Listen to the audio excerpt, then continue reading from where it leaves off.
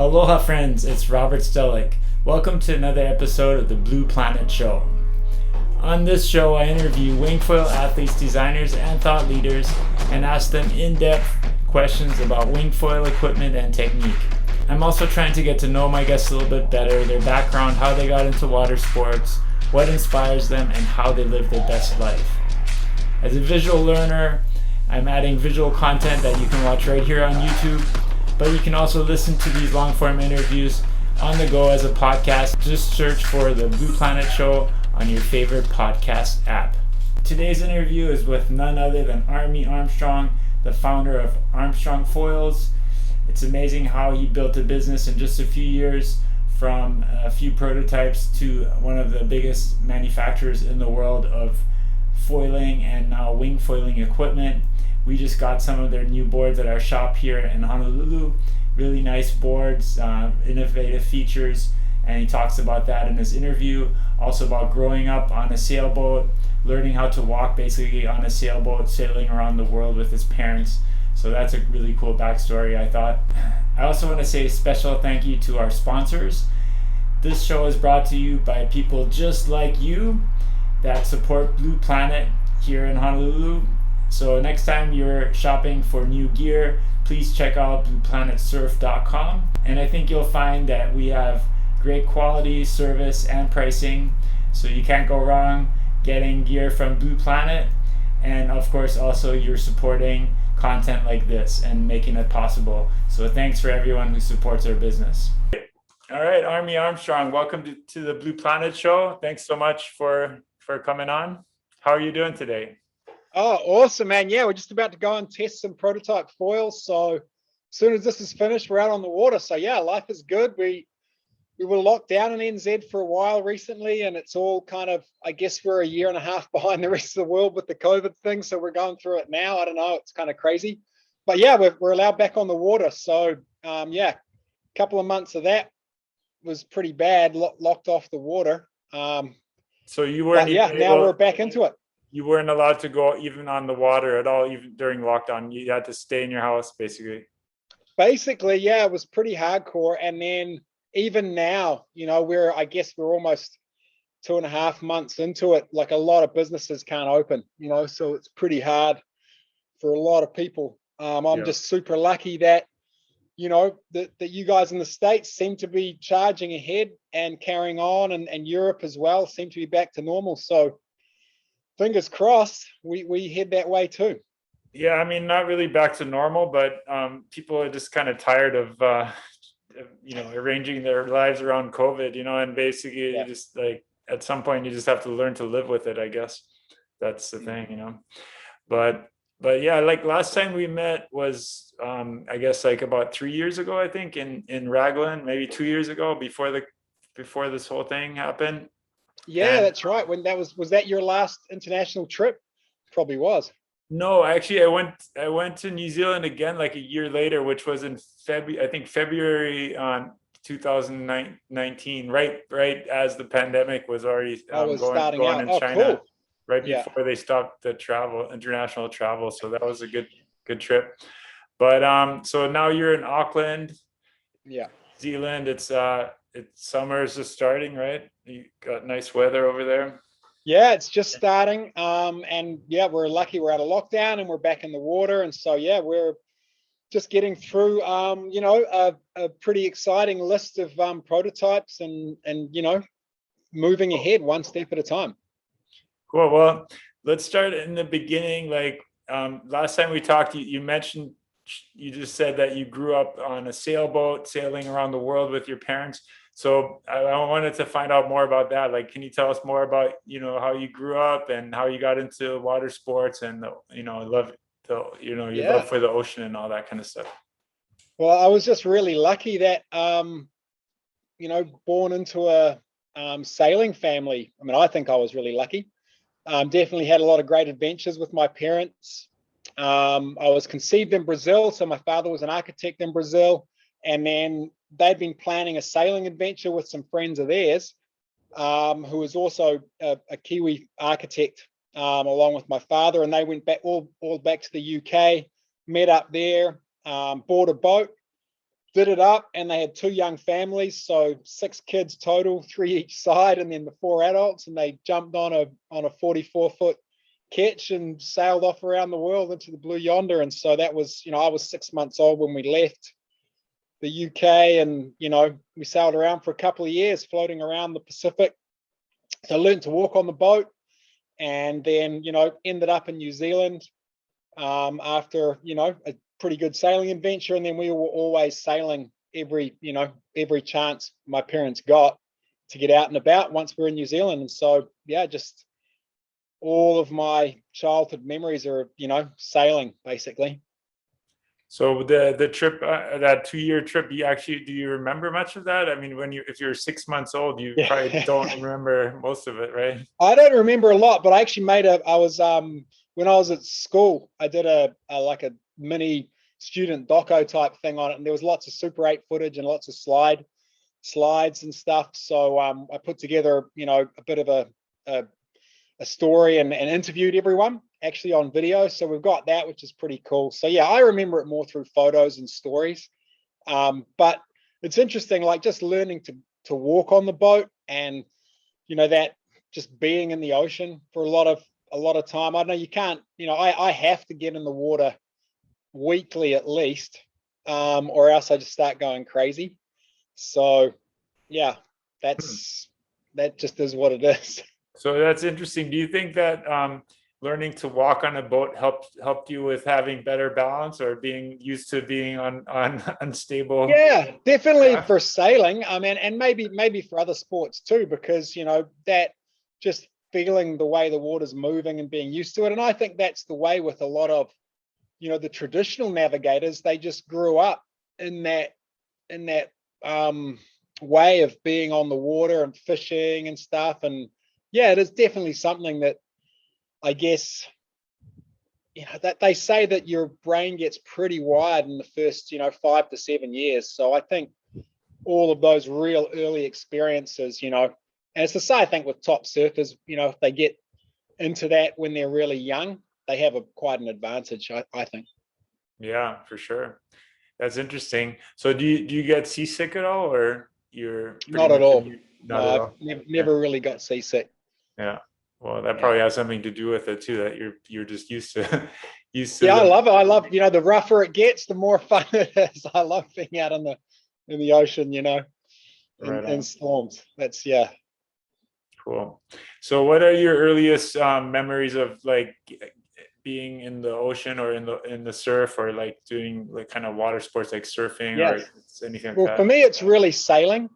We did a little bit of playing around in the surf, more body surfing really when I was young. We didn't really have surfboards. We used to just play in the surf, but we were more at sailing. We were off on sailing adventures. That was really, up until I went on my own adventures in my teens. I was just with my family, going, sailing around New Zealand. And then later on in life, we did a lot of missions back out into the Pacific, with Dad and his friends, sailing to all sorts of interesting places. And then personally for me, when I got right into whitewater kayaking, actually when I was in my teens, I was really influenced by a teacher at one of my schools who was a real whitewater kayaking fanatic. And yeah, we trained really hard. We did whitewater slalom. Our team won all the New Zealand titles for the whitewater slalom competitions, and got seriously into that, trialed for the New Zealand team. There are a couple of really good guys, so I never got into that team, but really dug it. And then we hucked ourselves off waterfalls in our late teens and early 20s. And a couple of my good friends have gone on to become world-class kayakers. And then I got bitten by the windsurfing bug at university, so really transitioned kayaking into windsurfing. So, and I was lucky enough to go windsurfing in Raglan, because I was at uni at Waikato doing a science degree, and Raglan's a short drive. And so yeah, we used to skive off lectures when it was windy and go windsurfing in Raglan. It was great. Nice. And had a good friend there, James Court, who's one of NZ's best windsurfers, and he was at uni with me doing a science degree as well. And so we used to spend a lot of time out in Raglan windsurfing. Nice. That was really where I got into the wave side of things more than through surfing, really. And this was like in the 1990s or around what Yep, time was that? 1990s. Yeah. So I guess late 80s, I really got into windsurfing, and then at uni, 1990 to 95, we were probably windsurfing as much as we were at uni. Squeaked through my degree, too much time on the water. Yeah, that sounds very similar to my background too. I got into windsurfing, and that's how I ended up coming to Hawaii and going to Right. university here and stuff. But Yeah. so and then what happened next? Like, how did you transition from windsurfing to the other water sports that you do now? Yeah, so windsurfing, and then I got right into SUP right at the early days. We were on a sailing trip actually to Tahiti. We did a whole big Pacific mission in about 2005 or 2006 with my parents, with my dad at the time, and we were meeting up with some friends of his who had been doing a big, multi-year circumnavigation of the globe, and we caught up with those guys in Tahiti, and while we were in Tahiti, a big south swell came, or a southwest swell, and we went, okay, well, let's go down and have a look at Chopu. And Laird paddled out, and I'd obviously known of Laird, but he was paddling out on this giant, must have been 11 plus foot SUP gun, before anyone else was even really doing it, and caught a couple of waves at Chopu, and we were sitting in the channel watching, too scared to try and go surf it for sure. And I was just like, that is epic. That's just, he just paddled out from the beach like everyone else came out on boats, and a couple of guys paddled out from the beach there, a couple of the local Tahitians, but most guys were on boats. And I just thought it was super cool. He took his last wave in over the reef and paddled in, and I'm just like, oh, that's, we've got to get into that. So came back, there's no gear around, and we just grabbed some old windsurfers and made because I was into kayaking, right? So it just fit with my kayaking history. So we just made a couple of paddles, started paddling around on them, and we didn't really even know what we were doing. And we, caught a few waves here and there, and we're just having great fun paddling around on these things. And, from there, SUP actually really took off as a sport. And then I, got right into it, and there were some events in Hawaii. The Battle of the Paddle, Waikiki actually was, was on, and I was like, okay, we better go and, have a go at this. And had a blast doing that. That was, good times. I was there for that one. I think they only had that one time, the Waikiki Battle of the Paddle, right? It only happened once, I think, maybe twice. Maybe a couple of times. Yeah, maybe twice. Yeah. It was pretty cool. Yeah, it was a pretty cool event. Had a lot of event. the local pros. I remember battling Kai around that one, but he was only about 13. That was the last chance I got to battle with him. After that, he just killed everyone. Yeah. I still remember a race where I beat Connor Baxter, but I think he was like 12 or something like that. Yeah, that's right. So then SUP really, got me to Hawaii, and then spent, made a mission from about 2011. I think that was the Battle of the Paddle in 2011, Waikiki. I could be wrong, but you can check those dates. And then, every year since then, just spent New Zealand. New Zealand's a fantastic place. Winters are pretty long though. So had a mission to try and get out of NZ for the winters for a couple of months in Hawaii, if I could, or, Samoa or Fiji also is fantastic from New Zealand, much, much easier to get to. But I guess Hawaii is, the epicenter of the surf world, and there's a good reason for that. The conditions are amazing, the people are amazing, and you just learn much faster with any activity, really. If you're around the best in the world, you just learn faster, So it was just a learning experience for me, and got right into it. And then through all that time, I got right into kite surfing as well. So the windsurfing transitioned into the kite surfing, and so kiting and supping, I was just doing that as much as I could, funding it in any way possible. I was still working a bit in the film industry, doing underwater photography in New Zealand, and then doing odd jobs for cash when I was, out and about. So that was your main income was photography and doing those kind of things? Yeah, so through that, I'd done a bunch of paperwork with some various organizations, film schools and stuff, and ended up working in the New Zealand film industry doing underwater camera work. And that was great fun because it suited me. We were in the water again and filming, but the New Zealand film industry is really up and down, and especially something as specific as water shooting.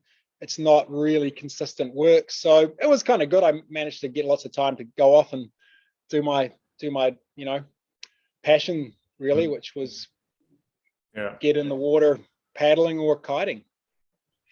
Cool. Yeah, I remember you came by our shop on Ward Avenue, like, I don't know, maybe 6 years ago or 5 or 6 years ago, and you had your first or one of your first foil prototypes of the Armstrong foil, and you were showing it to me and stuff like that. But I think that was like before you even started production on them or anything, right? You came for that was actually the first batch out of the first production mold. So it was like a production sample. And we were just getting ready. So yeah, you were one of the first people actually we went to see and say, hey, we got some foils, you guys are going to need these. Right. And I was pretty impressed by the whole design and stuff, like how the fuselage goes through the mast and stuff. It's pretty unique. I mean, at that time, I don't think anybody had anything similar. So so you got into foiling through kiting, is that right? Or like you? So we got into foiling through kiting. Basically, kite foil racing and kite foiling's been around a little bit longer than some of the others. The kiters took it up a little bit earlier, I think. Mm-hmm. I mean, really, foiling's been around for ages, initially with Mike Murphy, and then Rush Randall and Laird and Dave Kalama and Pete Cabrina and Robbie Nation, all that crew, really took it on in Hawaii, towing in to try and deal with the wind bump and all of that sort of cool history. And the kiters took it on, a little bit, later, but earlier than, most of the other recent uptake anyway. And so we were doing a lot of kiting, and kite foiling was just a normal thing to do. And we just jumped on that, and we were kind of breaking everything we did. And then funnily enough, Laird again turned up in Raglan for the Ultimate Waterman event. And I was actually doing some camera work on that for a promo that they did with Laird towing in out of the points in Raglan. I was living in Raglan at the time, and Daniel Kiriopa, who then went on to win the first Ultimate Waterman, he was driving the jet ski. I was on the back filming with Laird, and I think Terry Chung came down. Correct me if I'm wrong. I'm pretty sure. And he was towing with Laird at Raglan, and they were getting really long waves, like a couple of minutes long maybe. And we were like, okay, well, we were kite foiling at the time, and we were like, actually, this is these guys, I know these guys have been doing it for a long time, but that was the first time we'd seen proper foiling in proper waves live, and it blew all of us away. We were just like, wow, that looks like too much fun. We're going to have to do that. And so we got out on our kite foils and pretty much broke all of them doing that. So we were like, okay, well, that gear's not, it's not going to work. So we're going to have to start making our own gear. And that was it. Right. Yeah, I think I remember seeing that. I'm gonna screen share this video that I remember watching. Is this from that? Yeah. So there was a bunch of helicopter footage. That's right. So this was a promo for the Ultimate Waterman, and the water shots. So that one, and then there's a couple of other water shots later on. I shot them on the back of the ski with Daniel. So that's obviously the heli shot.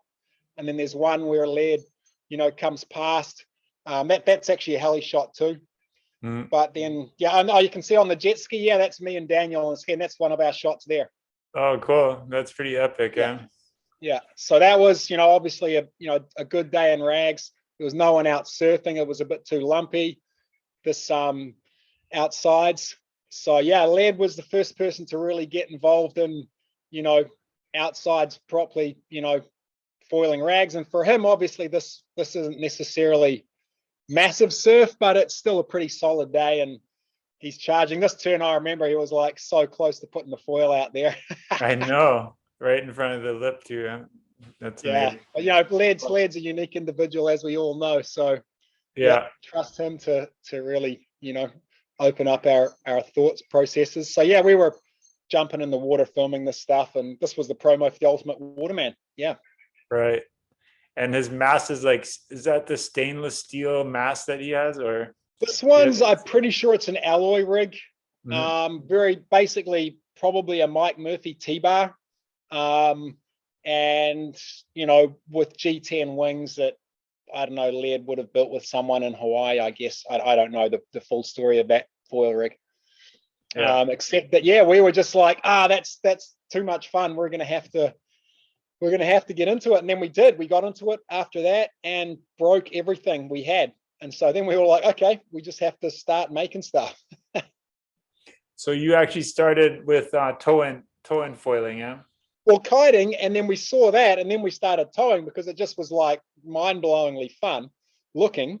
Right. We didn't realize at the time how hard it was. So we just got thrashed and broke all our kite gear.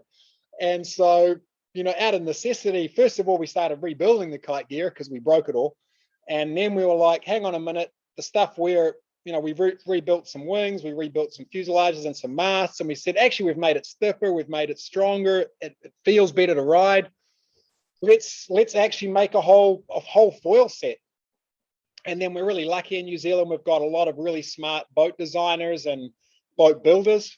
And I had some connections in that area too. And so we just started making our own rigs. And pretty much I hand built our first foil wings just with some templates that we made up. A little bit like making a big fin, really. We just, hand making a fin. We made some templates, we made some foil sections, we mapped it out on some paper, and we translated that on some blocks of wood.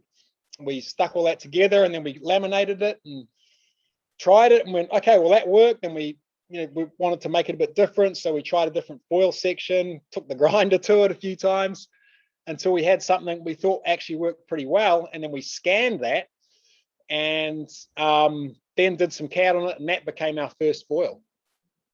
Wow. Okay. So that was the process. And in terms of the system development, I was really interested through, spending a lot of time on the boat on fittings that didn't corrode. And so, titanium is a real top end material for not having galvanic corrosion, especially with carbon.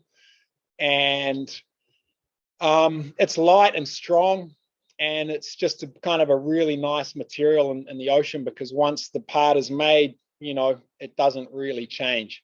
Mm-hmm. So I was really interested in using that technology, and that led us down various rabbit holes, and we ended up sort of where we are. Yeah. And I mean, basically from the very beginning, you had that design with the titanium shrouded with carbon fiber and in a mold, and then so basically the basic design of your fuselage and the mast fitting and stuff hasn't really changed. It's still the same as the original foil you showed me. Pretty much. And that was, well, we spent a lot of time. We got some pretty good design advice at the time on some of the dimensions.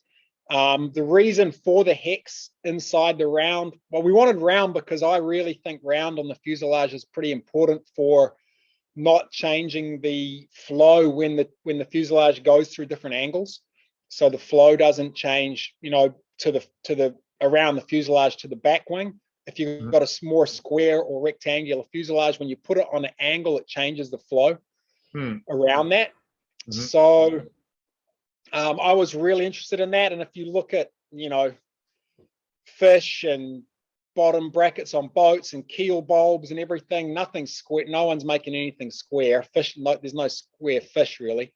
Mm-hmm. So I was like, okay, let's go round. And then to fit inside a round, a hex is a really good shape, because you can put the two together and you get a similar thickness around the outside of it, which means when you do your layups, you can wrap the fiber right around that, which is, what we do in our molds. So the fibers come all the way down from the top of the mast, wrap around the bottom bracket, and then go back up. which Oh, is okay. a pretty tricky layout to do, but that's the key point to giving it that feeling and then locking in the feeling into the mast, Hmm. which is, yeah, what we've spent quite a lot of time developing that layup, and we're happy with it. And hey,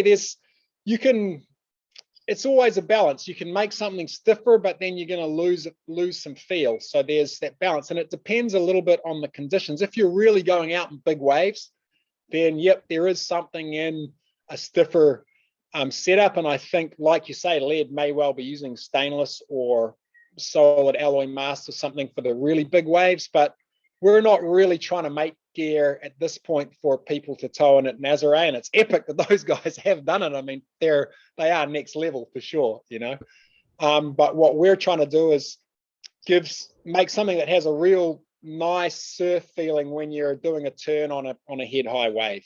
That's really the goal. And then obviously winging's come along, and winging, it is, to me, it's like going back to windsurfing. It's awesome. It was kind of a beautiful blend of windsurfing and kiting to me. Winging kind of puts the two together in this way, and it brings foiling really to anyone.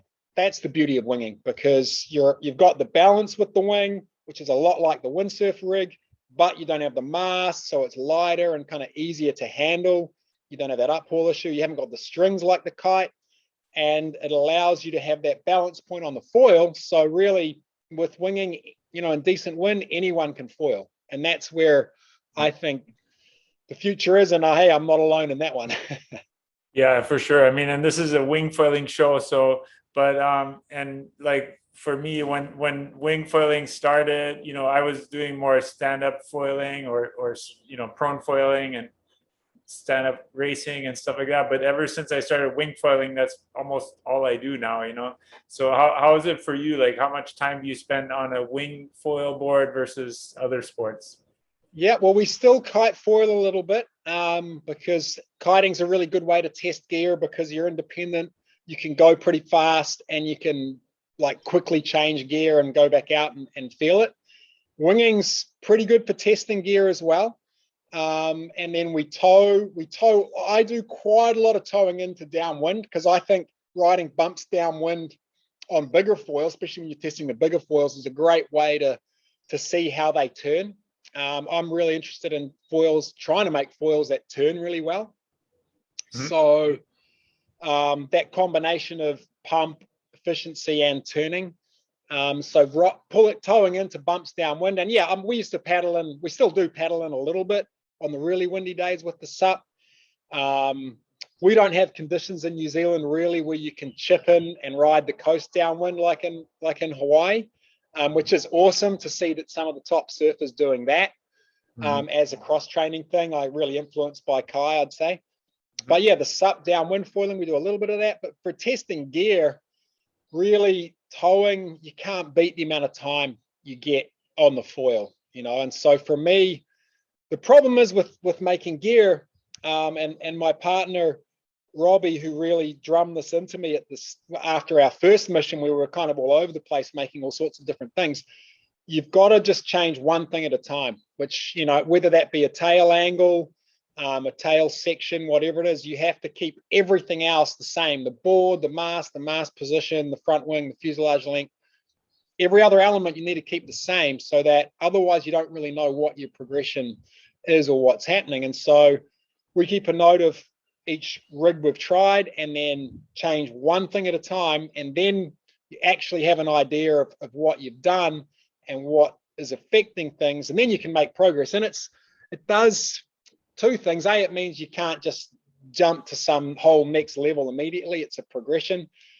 And the other thing is, it takes quite a lot of time on the water to do that. Even coming in, like most of my winging sessions, I'll even choose the location based on how easy it is to come in, to change something out and go back out again. And sometimes I'll go for sessions just for fun, but oftentimes if there's a boat ramp nearby, or an easy place to come in and out, I'll choose that spot, because then I can come, run with the tail at a certain angle, change it half a degree, go back out for half an hour, come back in, change it half a degree, go back out, and get that balance and feeling, and yeah, hopefully make some progress. Yeah, cool. Yeah, I mean, I totally agree with one changing one thing at a time. That's the way to do it, I guess. But so I guess for the last 2 months, though, it was kind of hard for you to test anything if you couldn't get out on the Well, water. we had, I think it was 7 weeks of not being allowed on the water. And yeah, really frustrating. But luckily, Rob was out of the country. He went to Hood River and stuff, so he was doing basically our foil testing at that time. And we've got some great team riders now too. So there's a lot of feedback now coming from team riders. That's, it's almost too much sometimes. It's great, really, though. There's a lot of intel coming in. But the hardest thing with team riders is asking them to change just one thing at a time, because they never do. So, Right. some are better than others, but everyone's got great opinions, and that's really starting to feed into, what we're developing and how we're developing it. The new forward geometry boards, that was really a passion project for me, but we got a lot of input from our team riders that really helped with that whole development process. So yeah, it's been really fun. So I don't know where to from I here. actually wanted to ask you, like, so I mean, you went from being kind of like a traveling videographer, or like on a shoestring budget, to having like an international brand that's like worldwide, and a lot of growth, obviously. So, and as a business owner, I know to grow like that takes a lot of money and capital and good people and stuff like that. So can you talk a little bit about that process? Like, how did you do it? How did you pull that off? And how were you able to, finance it? And how did you do that? Yeah, it's a pretty long, interesting story. Um, I guess really when it started happening, I got really lucky with Rob Whittle coming on. He's a super smart guy, and was getting into foiling at the same time with me, and really saw a future in what we were doing.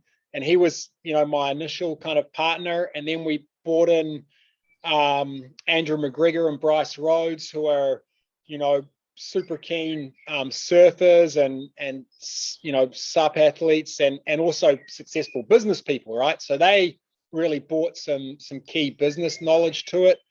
And through those early days, I ended up doing some work for some surfboard factories in Asia. So at the end of the sup game, I ended up going to Asia and helping doing some quality control, and also from my boat, because I did a bit of boat building, on the side as well. Obviously, I'd always been involved with, my grandfather built boats, been involved with, when you're dealing with boats, there's always something to do.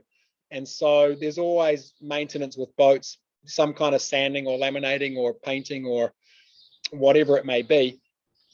And so through that background and building a bunch of sup boards and stuff like that, I ended up going and working in a factory.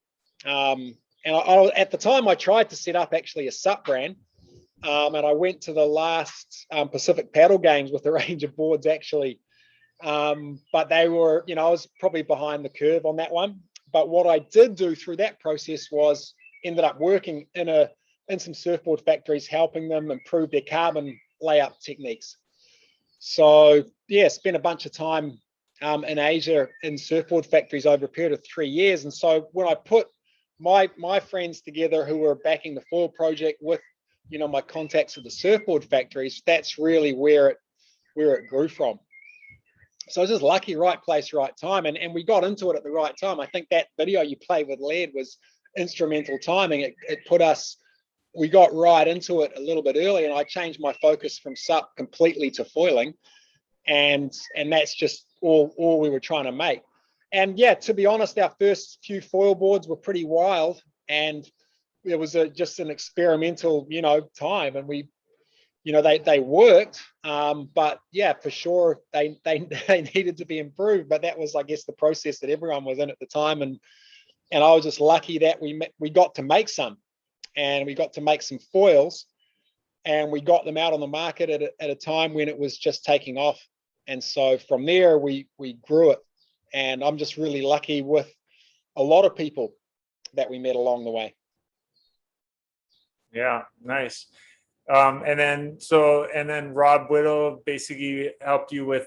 I interviewed him as well for that ozone interview, but Yep. was he kind of able to help you finance it? Or I mean, how, I know when you grow fast, it's always the money goes out faster than it comes in, right? Yeah, it's quite funny how much it costs to just keep the ball rolling. It's definitely a learning experience for me. But yeah, so Rob obviously invested at the early days. Andrew and Bryce, who I've mentioned, they invested. And yeah, we got the thing rolling, started getting, the product out there, and started getting a bit of traction because, there weren't a lot of good options that were easy. We've really, it's kind of lucky not being a super pro athlete. I'm okay, but I'm very far from a pro. So I want to make stuff that's kind of easy to ride. That's really been one of my focuses. And so that fitted the market at the time because everyone was learning, and that was a good boost. And so then scaling it up, like that's the biggest issue, like you say, that does cost a lot of money. So scaling up to distribution, and we made some stuff in New Zealand, and it was really hard to just shipping out of New Zealand is a real killer. The logistics from here is really tricky. And I had these contacts in these surfboard factories up there. And while I was up there, I actually met a really interesting guy on a beach in China, Austin Kirk, who is American guy that spent a lot of time doing business in Asia. And he had some friends who were, really top business guys in the cell phone parts industry. And we were at the time trying to scale up to meet the global demand that was taking off. And it's really tricky to understand those economics, those economies of scale, I guess, global distribution. It's a complicated game if you haven't got that system or process in place. And so, yeah, we basically spent a lot of time working with those guys to improve our manufacturing. And that really is where we got ourselves to the next level. And we ended up effectively partnering with those guys on the supply chain side. So the manufacturing, we had much better control of the materials we were using, the delivery schedules, and the quality control. And so that's been instrumental. It was kind of, I guess there's no one thing. It's a whole lot of things all coming together. And, I just feel really lucky that it came together at the time that it did, and we're able to stay afloat. Yeah, no, I mean, it's really impressive how quickly you grew the business, and to become one of the leading brands. So yeah, I don't know. I hope maybe we're a leading brand. I hope we are. I mean, we definitely try hard to do what we say we're doing, and we're making the gear as best we can. We do spend a lot of money on materials. It's kind of slightly crazy. I had an Aussie businessman recently who who has some distribution in Aussie. He was like, "You guys are crazy. You need to spend less money on your gear, and you'd have a better business case." But to me, I don't know. We're just sticking true to our original design theory, and we wanted to make gear with materials that were as good as we could afford to make it with. And so, yeah, that's where we're not really compromising. So it's always a juggle in business. Yeah. For sure. Yeah. But that's what Rob Bill was saying that too. Like, if you're really into the sport, you're not that concerned about the price. It's more like you want to have the best equipment you can have, right? It's not, yeah, I mean, that's your main concern is the quality of the equipment more than the cost or the price of it. Yeah, and there's definitely something that comes with different materials. There's a feel, there's the way it lasts, there's the way it performs. There's a whole bunch of things. And so for us, whether it's boards, foils, kite wings, any of it, we're trying to use the best, materials we can. And, it's a really interesting process. especially when you scale up. And in the current market too, getting hold of materials is, that's where we got really lucky with our supply chain partners, because even just managing to maintain supply in the current global economy is a really interesting but challenging thing to do. And to be honest, if it was just me, it'd be, it wouldn't be working. So I've got really good partners, and that's on the business side. Yeah, that's the key to it, is having, the right people doing the right job. I guess there's a real psychology in life, and I try to, there's some inspiring character. I think Will Smith, he's a great actor, but he's an interesting character. He talks a lot about, you've got to employ the people who are really talented at the things they do, and that's kind of what you need to do for the universe. You do what you're good at, and you employ people who are good at doing the things they're good at, and in the long run it all works out better, because people are doing their passion and what they're good at. And you've got to spread everything out when you do that, but that's just, I think that's, to me, how things work, and that's how we've made it work anyway. Great. So what would you say is your job description at Armstrong Foils now? Like what's your my job description? Well, basically I'm the lead product development, and then Rob basically is my main advisor. He's a pretty smart guy, and he's been making products in this sort of game. I know you've talked to Rob, from the hang gliding days, so a lot of wing design knowledge there. And then apart from that, I'm kind of the passion engine, I guess, where trying to head us in the right direction.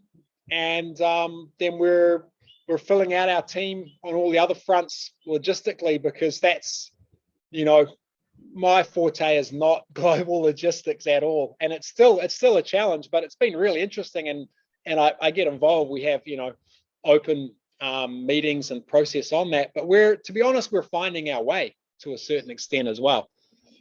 But we do have, Andrew's really in charge of the sales and business admin side of it.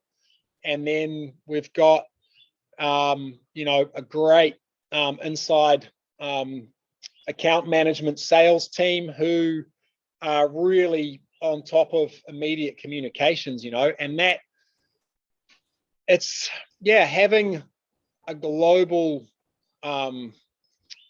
network means you've got to be on top of communications 24/7. And with the time differences and stuff, it's hard to communicate with everybody live. Yeah, that's right. So you got to be able to have a team. It's about it. The whole thing is it's a team. It's a team process, and it's really fun to be a part of. Yeah. Oh, cool. So let's talk a little bit about your the equipment. So we go back to your website here. So we just got a shipment at our shop of your new boards. So can you tell us a little bit about these new wing sup boards? So the Ford Geometry wing sup range. I'd spent a lot of time hanging out with the America's Cup sailors, and obviously the America's Cup was on in New Zealand last year, and I was just looking at how those guys set up their geometry of the boats, and they put their main foils in the middle of the boat at the center of gravity, and I'm like, well, those guys are pretty smart guys. Why do they do that? Why is the foil in the center of gravity of the boat? And there are a lot of reasons for that, for basically efficiency of lifting and not leveraging things up. And so we played with it a lot, and we decided, in actual fact, we want to give people the option of putting the foil a lot further forward in the board, because then you can have a board that feels like a much smaller board to ride, but it has more waterline length to get you up and going. Because we also want to ride, smaller and smaller foils, because they're faster and more responsive. And so if you move the foil further in the board and your body further in the board, you've got the feeling of a smaller board, but you got the waterline length to get you going. And the waterline length out the back end, we got rid of the the cutaway on the back of the board, because we just want to maximize the board waterline length to get you up and going as early as possible. So everything about the hull shape was about getting up and going with the least energy, so that, yeah, people could ride effectively a smaller board and a smaller feeling board. Then we did a bunch of other things. We made a really deep cockpit, which does come from a lot from the SUP raceboard design. There's a drain, which is also the handle both sides. And the reason we recessed the cockpit is that it's got quite a nice feeling. There is a slight convex in the middle, and then it goes up to the rails. And the closer you are to the foil, the more responsive everything is. The board thickness is just like adding a longer mast effectively to your foil. So dropping that recess means it brings you closer to the foil and has a really nice, more direct feel to the foil. But then you need some volume somewhere, so we have these, high-sided rails. That's the gist of it. And then we got pretty decent nose kick. The nose kick, Mike Murphy's doing some work with us on the wake foil market, and all of those skis from the sit-down guys, they all have massive nose rocker, right? And those guys are landing jumps all the time, and it's just way more forgiving if you've got a bit more nose rocker and a slightly wider nose, which is why we went to the chisel nose, so that it's more forgiving for, landings. And then, the final thing really with the shaping elements is that wider nose allows you to really straighten all the lines on the board. So the rails and the chines are really straight.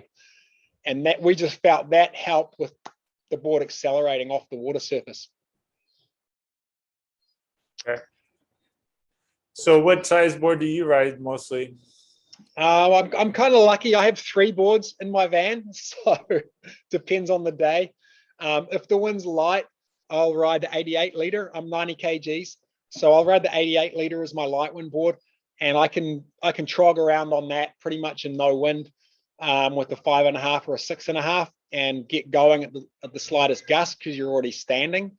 And we do get a lot of shifty light wind days, especially in the summer here. So that's great for testing the bigger gear. And then obviously if I'm supping, I'll use a 100 liter board if I'm supping. So I'm 90 kgs. I'm not, I used to be better at supping. I used to be able to paddle a surf sup was the same volume as my weight, but now I go up 10 liters. So I ride the 99 liter board if I'm supping. So yeah, sorry, it's going to be 4 boards, but the SUP isn't in the van a lot these days. Mostly it's the wing kit. Then for and if you want a light wind board that you can SUP, you need to go a few liters over your weight probably. And then my all-rounder is the 50 liter, the 50 or the 60. I really like the 60 as well, but I'm using the 50 at the moment, because I've got my starts pretty dialed on that. I need about 12 knots and I can get going on the 50 liter. So yeah, that photo there, that's the 50 liter.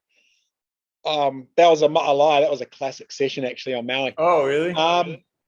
Yeah, we had a really fun. It was kind of the Ma'alai breakwall, not the main wave of Ma'alai, because the surfers, we sailed over there, but the surfers were all like, go away. And so we're like, yeah, okay, we went back to the breakwall. And we probably would have got munched anyways. It's pretty much straight offshore wind there, right? Like straight offshore. Yeah, it was a super fun session. And that's the beauty with winging. You can ride offshore, like offshore sessions. I've had such great offshore. So you have to be a little bit careful that your leash is really well set up and you got a good board leash, a good kite leash.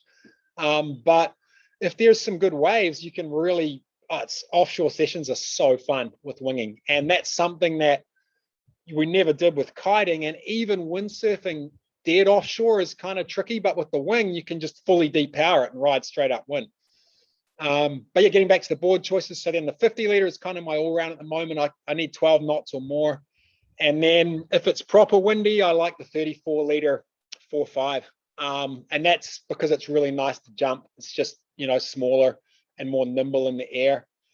But you need proper wind. So if it's 18 knots plus and really good wind, then I'll ride the 4.5. Okay. Cool. Talk a little bit about the handle. This is pretty unique. That I think you're the only ones making a handle that goes all the way through the board. So the idea with that was Yes, so having a handle top and bottom was obviously a good thing. And to save weight, like traditional handles are, they definitely add weight to a board. And we had this really deep recess, and I'd played with a lot of race ups with vents in the cockpit. And I actually had my race up. I should dig out the photo for you at some point. I made a race up for the 2018 Molokai to Oahu, which was the first foil downwind event on the Molokai.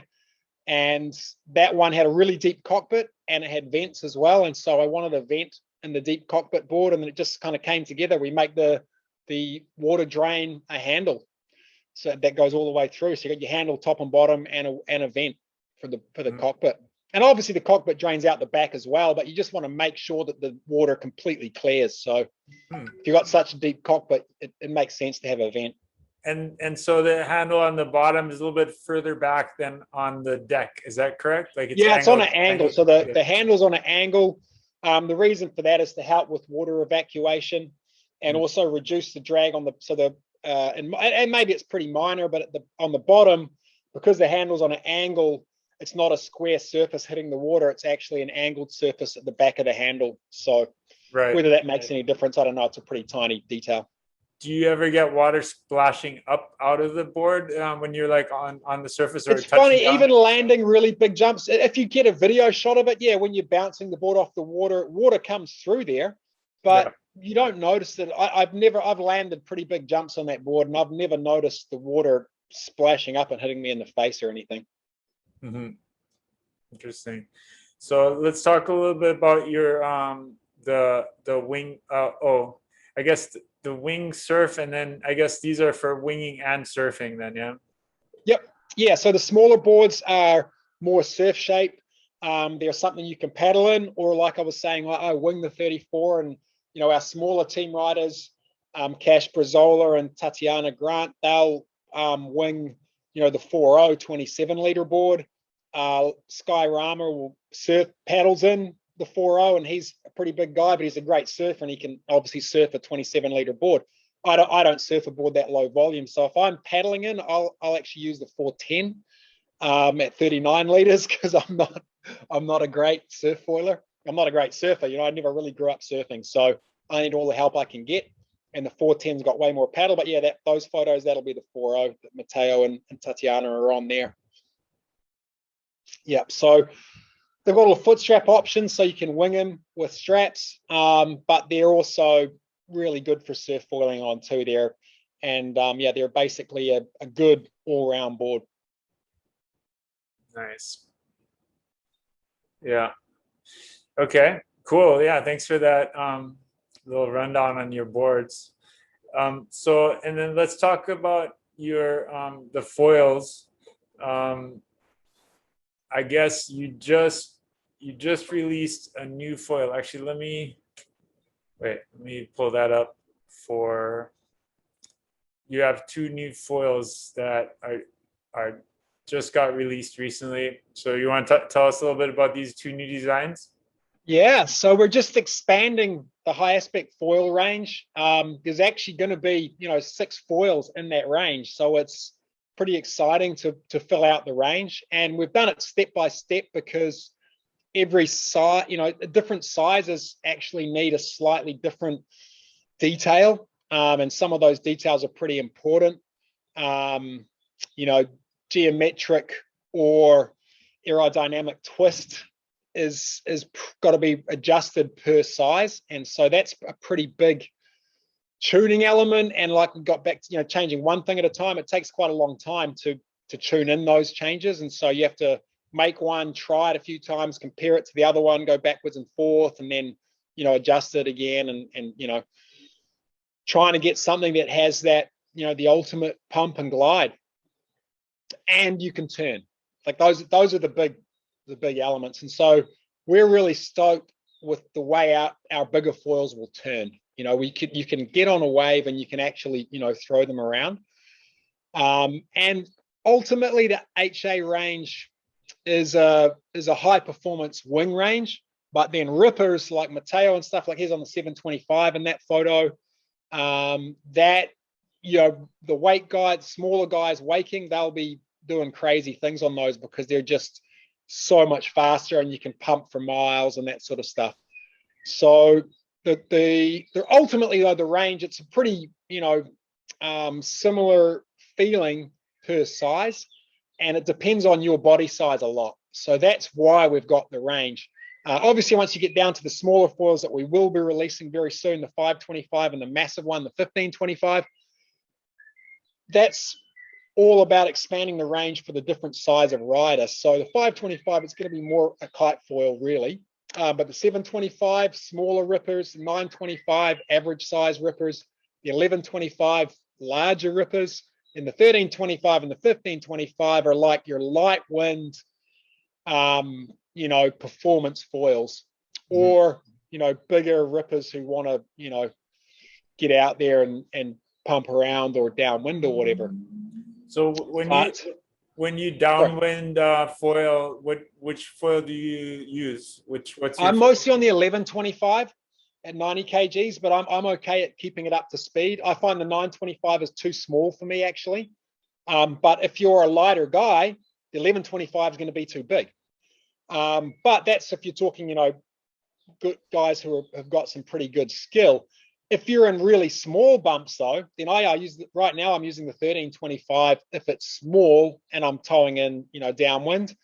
But if it's windy enough to paddle up on a sup, then I can run the 1125 because I only go when it's howling. Mm-hmm. So yeah, downwinding.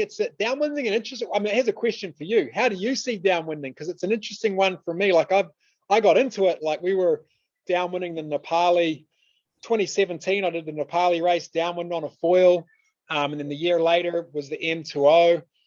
2016, I went to the gorge before anyone had even tried to do a downwind race on a foil. Kai was downwinding, obviously, in Maui and stuff. I did the gorge downwind paddle challenge on the foil, came about mid-fleet because the first half was all good. And then the second half around the island, lost the foil and paddled, a 10-foot board with a foil on it pretty slowly. But,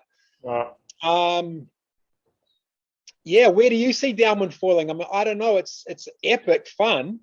And I still do it towing in. I don't do a lot of it paddling in anymore. And you do see some of the good guys chipping in. And doing downwinders in Hawaii, but I don't know, where do you see downwinding going? I mean, for me personally, I really got into it for a while. Like we were launching off, by Port Lock China Walls, and then just going to either Kahala or to all the way to Waikiki on stand-up foiling, and we're kind of getting it. But then the wings came out, and then we just kind of. It was like so much easier to use a wing, and that's how we started winging, is just going on downwinders instead of a paddle. We would take the wing, and then it's just easier to get up on the foil and easier to stay on the foil, and so I actually kind of stopped doing the downwinders, but a lot of guys here on Oahu do the downwind, like the chipping in, from also like a lot of guys go from just like from Diamond Head to Waikiki or whatever, where if you fall in, then you just have to paddle in and catch another wave, where you don't go too far out of the swells. So, and they use like tiny surf foil boards and really making it look fun. But I haven't really gotten into that myself. And it just seems, it just seems like a lot of work if you fall in, like, especially if you do a longer run and you start at China Walls, if you fall in, then you got like a 2-hour paddle to get back, pretty much. Yeah, I think some guys are doing that. I don't know. I mean, hey, it's great training if you're a pro athlete. Right. Sure. Yeah. So no, it'll be interesting to see how it develops, I think. Yeah. What about the downwind sup foiling? Like, are you seeing a lot of guys doing that still, or is that tapered off a bit? So I think same thing. There's just less people doing it since the advent of wing foiling. And there weren't even that many people doing it to start with, so just because it's so challenging, but I think with the foils getting more efficient and it being easier to get up on foil, I think maybe it'll change, and I should get back into it too, but when it's windy, And it's I just definitely a like great going wing workout. foiling. Yeah, I need to get into it too after Yeah, too much lockdown cake.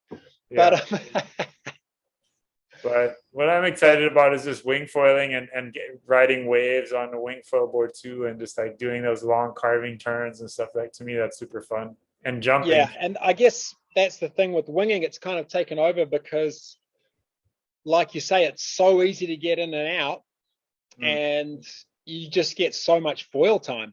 I mean, it's maximum bang for buck. And yeah, it has kind of it's 80% of what I do now is on a wing for sure. Right. Because and it's just the user friendliness of wings. I mean, kiting, I've kiting always has required a lot of beach space to set up. And kiting's still a great sport in the right conditions. Like howling onshore, kiting is still epic. But I don't know, you just can get out with the wing, and it's so user friendly in locations where you just can't go, with traditional kiting or even windsurfing gear and dead offshores. And it's got more bottom end than windsurfing. Windsurfing is great when it's also howling, but in lighter wind, you can get going with the foil in the wing and really be tapping into waves that no one's riding. Yeah, that's true. Like we can wing foil in much lighter conditions. I mean, windsurfers can go out too, but they're not barely moving, right? It takes them forever to get back out to catch the next wave, Yeah. and we're just like flying back and forth. So let's talk a little bit about the wings, your wing development and stuff like that. So can you talk a little bit about what the V1 and the changes you made to the V2 and so on? Yeah, sure. So basically, V1, I just wanted maximum power out of the wing.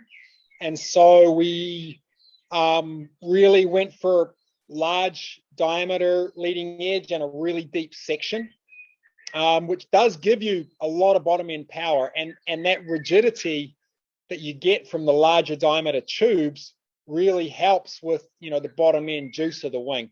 And to me, I really like riding the 1050, the 850, the 925, and now the 725 with the wing. And so you need that bottom end juice to get going on a smaller board out of the hole. So that's really what informed the main shape parameters of the wing, which really is large tubes. And then we've got a really tight leech, which means we have to keep that large diameter going quite close to the tips, because that gives that sail that real grunt, low end grunty feeling. And there's two sides to that. One is, just that simple low end grunt to get you out of the hole on the smaller board and foil.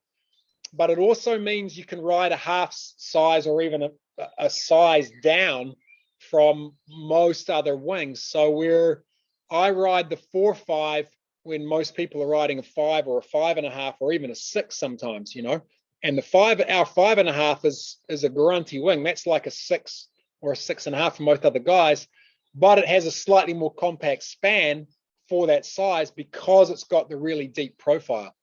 So there's a plus and minus with every design choice you make, but that deep profile really gives them a lot of bottom end. And that's I guess the biggest thing that people don't quite realize with our wings is that you need to ride, at least half a meter down on what you'd think. So if you're thinking of 5, well, that's our 4.5.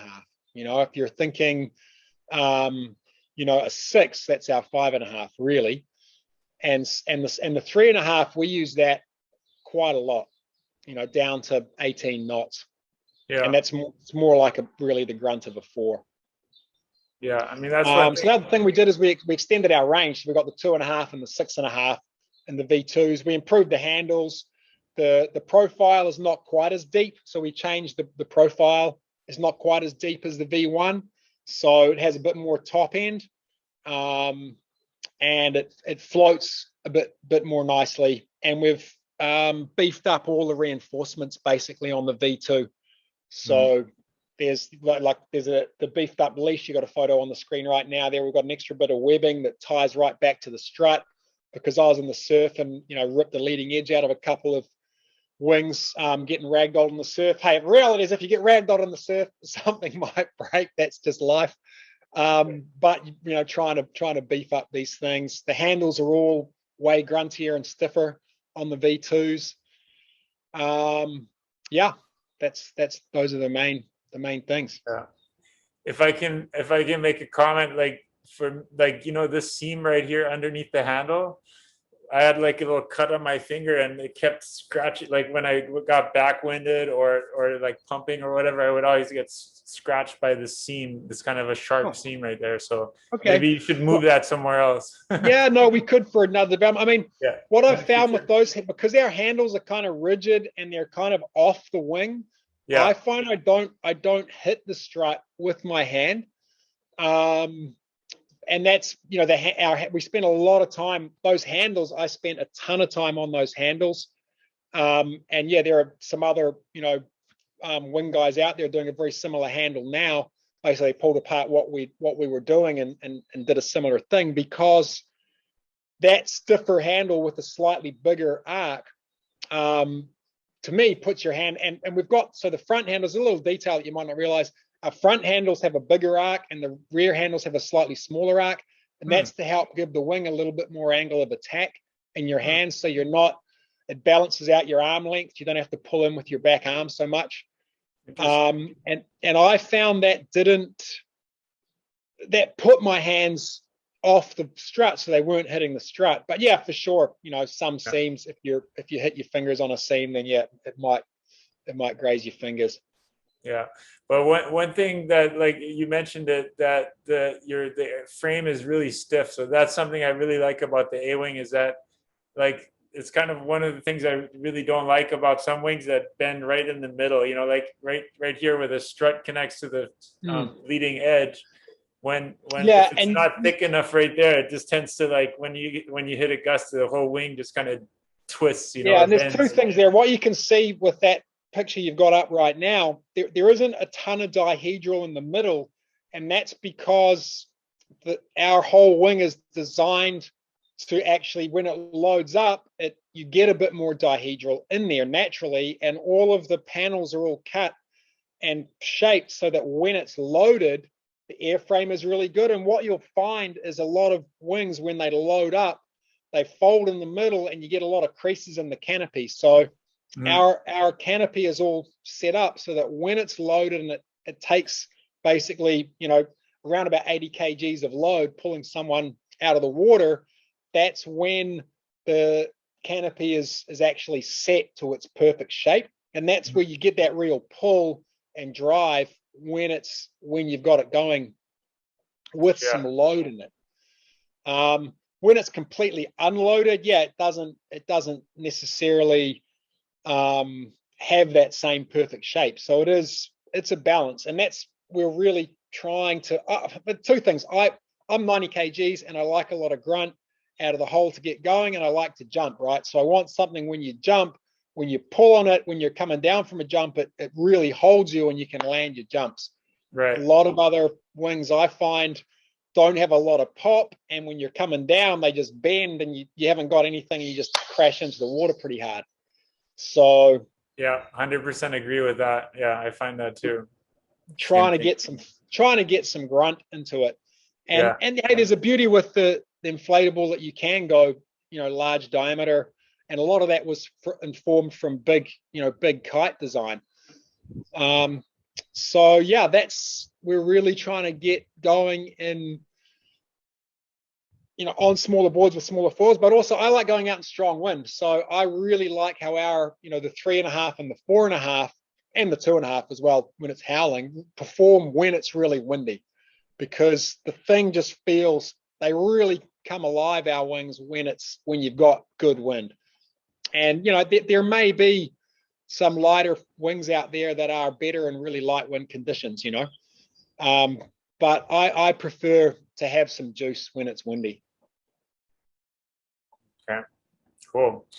So, I mean, like, we're kind of going pretty long now, but I did want to ask you this question that I always ask everyone is, especially like, I guess, during the pandemic, like you were shut down, you said for the last 2 months and couldn't get on the water. So when you're having a rough day, like what do you do to stay positive or keep your mind in the right place? It's a kind of a tricky one. If I'm not getting in the water, I do go slightly crazy. Yeah. Luckily, I've got an awesome lady at the moment and a young nipper who's 3, so that definitely keeps me engaged. Nice. So yeah, I guess it's family time now. I've grown up. I've definitely had some times earlier on where I was, a little bit, kind of more crazy and probably, as a typical, New Zealander, we used to drink too much for sure. But nowadays I'm off all out. I don't drink at all, and we're family time really for me is it. And yeah, going for a nice hike outside somewhere onto the top of a maunga, top of a mountain. That's that's a great thing to do with the family, and sure. we'll go to the beach for sunset, have a picnic on the beach somewhere. That's great as well. At least we could still do that during the lockdown, at least, as you just have to stay away from everyone else. So you couldn't go to the water, but you could go on the beach and you can go. Yeah, you could go to the beach as long as it was within something like a 5K radius of where you lived, something like that. Okay. If you didn't live near a beach, well then, yeah, bad luck. It's funny because here in Hawaii, it was kind of the opposite. During our shutdown in the beginning, you were not allowed to go on the beach, but you were allowed to go across the beach to go into the water, and you're allowed to go in the water, which I guess kind of makes sense. But I guess it's because the governor is a surfer too, so probably that's why they allowed us to go in the water still.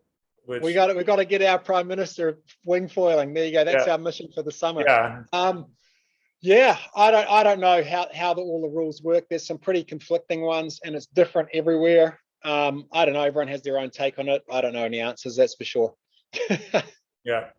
So yeah, you mentioned you totally stopped drinking alcohol. No more. You're like totally clean, no alcohol. Yep, that's right. That's right. Actually, the Leo Kinimaka got me kind of inspired. He's a inspirational waterman on Hawaii, and we were there in 2018, I think, with Brian Finch on Oahu doing a bit of a photo shoot when we released the CF 1200, and we were there. Leleo Kinimaka was trying the foils, and he's just such an inspirational character. He's a top go foil rider, but more than that, he's just a top legendary all-round waterman, really. And he was telling me how he's really, I think he was 20 something plus years, just totally, sober and on it. And he's such an inspiration. I don't know quite how old he is. He wears his age very well, but he's way, he was, I don't know how old, but quite a bit older than me and ripping way harder. And I'm like, okay, yep, time to clean up, time to get real. So that was cool. I'm really thankful to him for some inspiration there for sure. So would you say that foiling is kind of like an addiction a little bit, like a drug, or would you definitely would you it that way? But a good addiction, because it gets you outside, it's healthy, it's good for fitness, might not be great for your bank balance, but hey, you can't take that stuff with you, and it is for using, and really it's just such a beautiful sensation flying across the water. And it is addicting, but it's addicting for all the right reasons. Okay. Yeah, exactly. So do you, like, when you get up in the morning, do you have like a certain routine, certain things that you do, or are at the moment, changing nappies or getting the nipper ready for the day.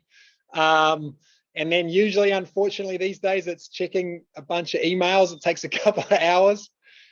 Which isn't great, and then I usually try and throw some stretches in there, in between, and then you look at the wind and try and get out, do some testing, or it depends what's going on. Some days it can be just sitting on the computer all day long these days, which isn't ideal, but that's the reality of it. Yeah. No, any running a business. Luckily today, though, there's some breeze, Yeah. and I got a foil to test. Brand new one. Oh yeah. So that's Yeah. exciting. So you can go on the water right from your backyard there, huh? Is it like right? Yeah, I mean, maybe, I don't know if the internet will stay on. I'll drag this thing over here and Yeah. have a look. See if you can see. So yeah, So the and you're tide's in. So beautiful. yep, And this there's is right almost enough in wind. Auckland. You're in Auckland, right? In the city Yep, of in Auckland. Auckland City. So yeah, super lucky. This was a property actually my parents bought in the 70s. So yeah, pretty lucky to be Yeah. able to hang out here and yeah, be able to get out, go sailing, go winging. Do you have your And own this sailboat, year, or do you go sailing as well? yeah, we still do a little bit of sailing out of here. Got a trimaran that my grandfather built that's just moored out here, and yeah, we can't complain. Life Mhm. is definitely good, you know, when we're allowed to get on the water. Yeah. Let's hope we don't get locked down again. I think we're going to be okay now, but I don't know. Yeah, who knows? I'm not going to predict anything on that one. Yeah. So, like for me, sometimes I have a really good session and everything like clicks and everything's working perfectly well. And then another time I'll just kind of get Mm, frustrated and I keep falling in, or I just make stupid mistakes and stuff like that. And I don't get into that zone, right? So does that happen to you? And do you have any tricks for changing from, like going from not being in the zone to getting into that, mm. where everything works? Yeah, I mean, some days you just have a bad biorhythm day, but generally I find I try and do I do a little bit of yoga. So I just do a quick version of a salute to the sun just to warm up and, just turned 50. So I find that really helps. Doing some stretches before my session, as just loosen up. And then sometimes, if it's really windy, I like getting hyped up with a bit of music. But yeah, generally, if you're having a bad session, yeah, it's good just to stop, sit down, take a few deep breaths, have a think about it, and then just reset. But yeah, there's no magic. Some days you just have a bad day, and there's not too much you can do about it. Yeah. I mean, I find the mental part is pretty important, like what's going on, like your mental self-talk, right? And I think especially in a race like the Molokai race, where you're like out on the open ocean for a super long time, and like if you start having negative thoughts or negative self-talk, it's like everything just goes down the drain, right? So Yeah. do you have anything to share, like anything like that to share about Yeah, that? and but bringing up those events, like those long downwind sup events, and I guess that's the real draw to them. It was great, such great mental challenge, such a great mental challenge, those events, and they really, because they're, you know, 4 to 5 hours, 6 hours long, depending on the situation you're in. You're out in the ocean pretty much by yourself, and I guess it's the same as sailing for a long ocean passage too. There's a real mental discipline and a process, and you've just got to, carry on. And like you say, you can't let yourself get into a downward spiral of thought. But to me, it's really easy because you just look out at the horizon and see the clouds and the ocean, and it's just so beautiful. I mean, all the art that I've got around is always has sky and water in it. I mean, that is art to me. You just look at the ocean and you're just like, wow, it's just so beautiful. And usually when you're out for a session, and that's one of the biggest buzzes for me, is just being out and looking back at the land and the waves crashing in the ocean, and you're just like, oh, it's so beautiful. I mean, that's just feel really lucky to be able to experience that regularly, because it's mind-blowing how beautiful that transition between the ocean and the land is. It's just such a great place to be able to spend time. Yeah. So, No, I mean, I think that's definitely one of the things that attracts me to just being out in the water, just the visual, the colors and the intensity of this everything, like everything around you is just like bright yeah, and energizing somehow. Yeah. especially in Hawaii. So you guys are pretty lucky. Definitely. definitely lucky. So, what do you have any tips for beginners getting into wing foiling? Like, what do you like if you're teaching someone how to wing foil, getting them into it, what do you recommend? Yeah, I guess there's two things. You want to spend a bit of time just on the beach with the wing, getting really used to changing your hand positions. It's super easy to do. I only spend half an hour, a couple of half-hour sessions, but actually spend some time going one tack to the other, front handle, getting your hand movements, figuring out where the handles are on your particular wing you're going to use, because that'll make a big difference. And then you really want to tow behind a boat or a ski or something, if you can, with the foil you're on. So you do the two things kind of separately and then put them together. During the lockdowns, we did quite a bit of wing skating, which is actually really good for practicing your tacks and your jibes once you're a little bit better. Yeah. But you can wear through your wings pretty easily if you crash on the concrete with them. I've got one doing that, crashing on the skateboard. But yeah, just put the two skills together separately. And then when you're learning, you have to get on a big board. The bigger, the better almost, so that it's super stable. Just get the feeling of sailing around. I mean, if you've done a ton of windsurfing or kiting, then yeah, you could probably start on a smaller board, but really just get going on the biggest board you can, which may mean taking a lesson of someone who's got the right gear. Yeah. I mean, that's always one of those conundrums for new people, is like they should get a big board, but they want to get kind of that second or third board that they want to buy, like they think they're going to need in 6 months, but it's just hard to start on an advanced Yeah, that's board, right. so. But you're going to end up using the big board on the light wind days anyway. Like yeah. I still use, the 100-liter board pretty regularly on the light wind days. So yeah. Plus you can stand up surf on it, Yeah, that's right. That's right. Yeah. If you're into doing some stand up, then you've got that. So that'd be a good place to start, as a board that you could stand up paddle on if you're into that. And then you could get going on that board and use it as your sup. Or hey, just take lessons. I mean, that's always like, even though winging, it is definitely safer than kiting. You just progress faster when someone's actually with you, looking at what you're doing and giving you some direct feedback. Yeah. Any new sport, it's an investment well worth doing. I always think it's crazy that people spend like thousands of dollars on their equipment, but then they're too cheap to spend like $200 on a lesson. It's like, yeah, what? And where you probably get better results from taking a lesson than buying another wing or something like that. Yeah. And hey, it's only the first bit, and once you're over that first bit, you've got those basic skills and you're away, and you'll definitely progress faster through that stage. Plus, it's just simpler on your gear too, because you're using someone else's gear in that stage when A, you're more likely to break gear, B, you're needing that really big kit, and then you can transition from there. Yeah, true. All right. Well, thanks so much for sharing your time. I guess you want to get out on the water probably soon, or have to answer some more emails and stuff like that. But is there anything else you want to share or talk about? Actually, sorry, one more question. Do you have any new moves you're working on? Wing foiling, like anything that you're struggling with or trying to figure out? Just clean tacks both ways. Like, obviously, right, heel side to toe side and toe side to heel side. It's a different kind of technique, and switching feet. Tricky. And getting that really clean.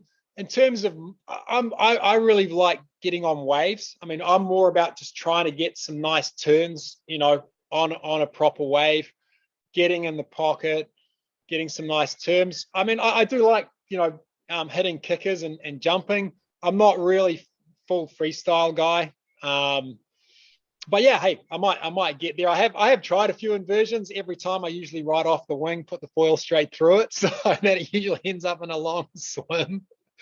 So I think I'll leave that for the younger guys for now. But you never know if I get more time. I mean, like, for me, I guess I'm spending so much time testing gear.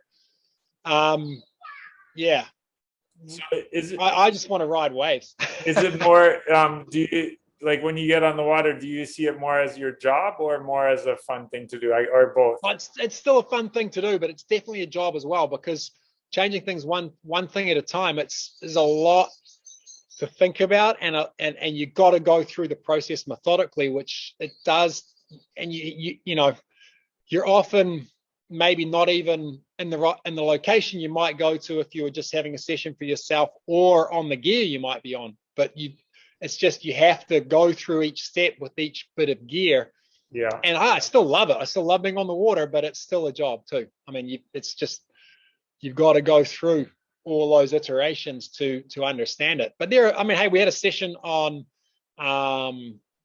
Saturday where, yeah, I just knew it was super windy. I'm here, howling onshore storm, and I didn't have anything particular we had to test that day. I was waiting for some stuff to arrive. And so we just went for a fun session, and it was great, and just stayed on some, you know, just the 1050, which has, you know, been out for ages, but it was just a really windy session with some fun waves, and we just had a blast. Yeah. Yeah.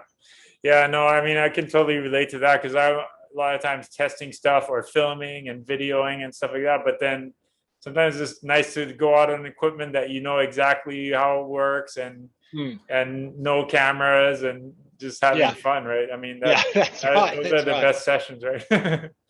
Yeah. Although it's still, I mean, all of it's fun. I mean, and that's the beauty of that's why we do what we do. I mean, it's what we love. And so, yeah, really lucky to be able to do the thing, you know, that I love, which is get out in the water on a foil, and that we can turn it into something that hopefully a ton of other people can love doing. And that's the goal. And carry on. I was actually asked the question if I ever feel guilty about spending too much time in the water, but I don't feel guilty at all, because it's like part of my job, and it's what I love to do. So what about you? Do you ever feel guilty that you spend too much time playing? No. Good. What about your wife? Does she get upset, or your partner?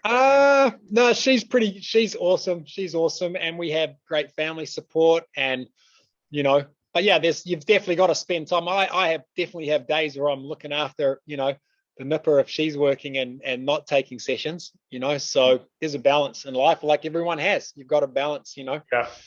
So your 3-year-old, does it sleep through the night, or who gets up in the middle of the night?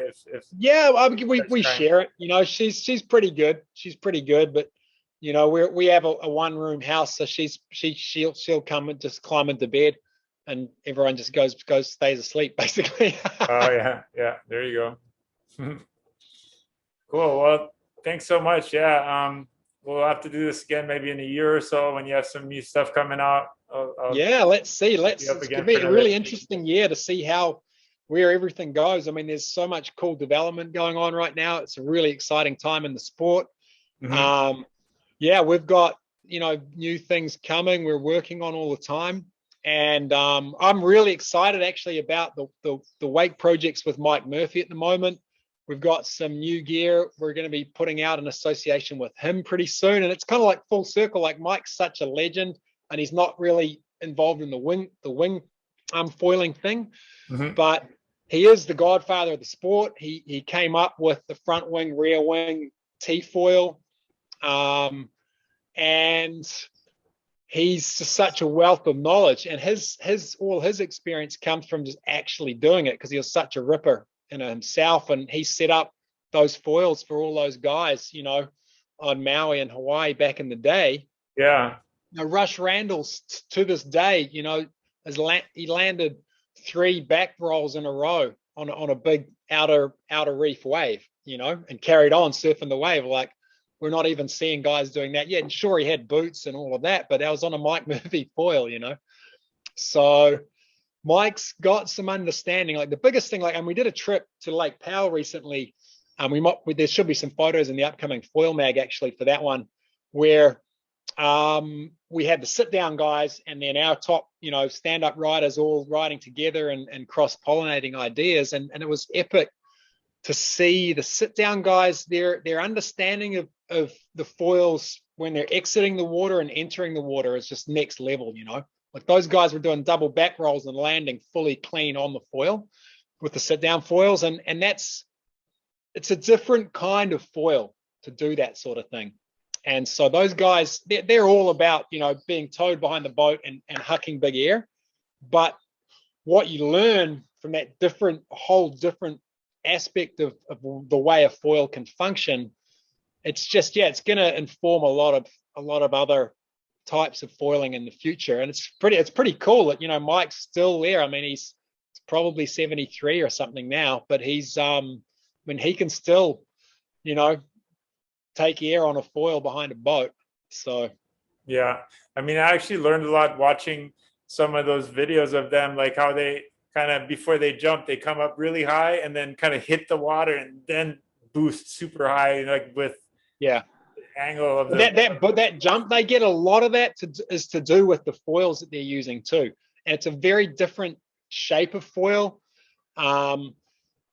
The different section, everything about it it's all about angle of attack, and when you point it up, it goes up, that thing. And they're a lot cleaner coming back into the water as well, right? So but there's the challenge with that is that kind of foil has no pump, right? So it's a real different sort of element. But it's interesting getting on, like we just got on some of those sit down foils, which is a version of what Laird was writing in that video you played at the start of this interview. Super thin, really flat section on that foil. And look what Laird was doing, 20 years ago on those foils, those Laird and Dave Kalama and Robbie and Pete and, Rush Randall and all those guys towing in at Jaws and ripping waves that only people like Kai and those same guys are doing today. Yeah. On those old foils. So there's something in that when you've got a ton of energy. So it's just super exciting times, the whole thing. Right. Yeah, I mean, it seems like definitely to me, like foiling seems to be the future of water sports, just because it's so smooth and efficient and kind of, it can be very low impact too. You're not like hitting the waves. Yeah, it's just smooth and fast and exhilarating. So I think we got a long way to go. And thanks for pushing the sport forward. And thank you for your time and having being so open and honest with all your ideas and comments and questions, man. It's a cool forum that you've got going on. So thanks. Carry on. Will do. All right. Thanks, Armie. Have a great day. Thanks, everyone. Hope you have a great day. Get out on the water and have fun.